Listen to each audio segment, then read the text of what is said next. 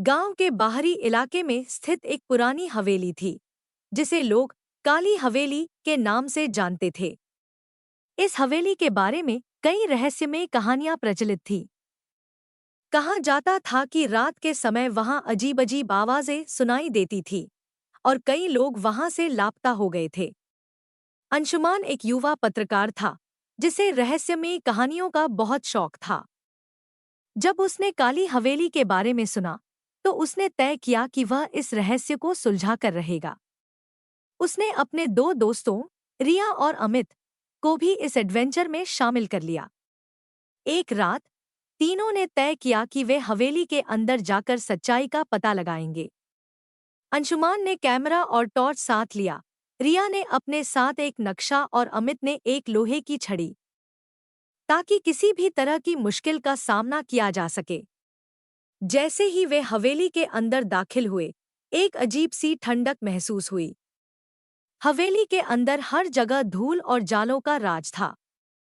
तीनों ने मिलकर हवेली की छानबीन शुरू की। कुछ देर बाद उन्हें एक पुराना दरवाजा मिला, जो बंद था। अमित ने अपनी छड़ी से दरवाजे को खोला। दरवाजे के पीछे एक संकरी सीढ़ी थी, जो नीचे तहखाने में जा रही थी।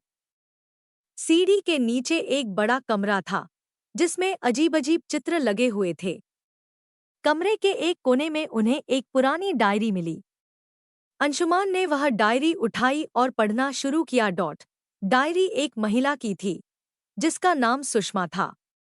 उसने लिखा था कि उसके पति रघु ने इस हवेली को बनवाया था, लेकिन एक दिन रघु अचानक लापता हो गया। सुषमा ने हर जगह उसकी तलाश की, लेकिन वह नहीं मिला। उसने लिखा था कि रघु की आत्मा अभी भी इस हवेली में भटकती है। जैसे ही अंशुमान ने यह पढ़ा, एक जोर की आवाज हुई और हवेली के दरवाजे अपने आप बंद हो गए। तीनों डर गए और भागने की कोशिश करने लगे। अचानक एक छाया उनके सामने आई और एक गहरी आवाज में कहा, तुम लोग यहाँ क्या कर रहे हो?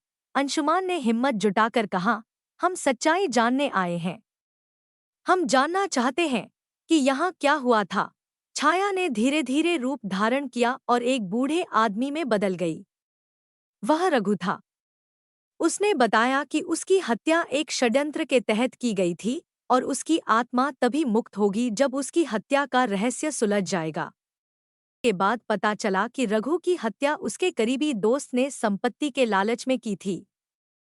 जब उस दोस्त को गिरफ्तार किया गया, तो रघु की आत्मा हवेली से मुक्त हो गई।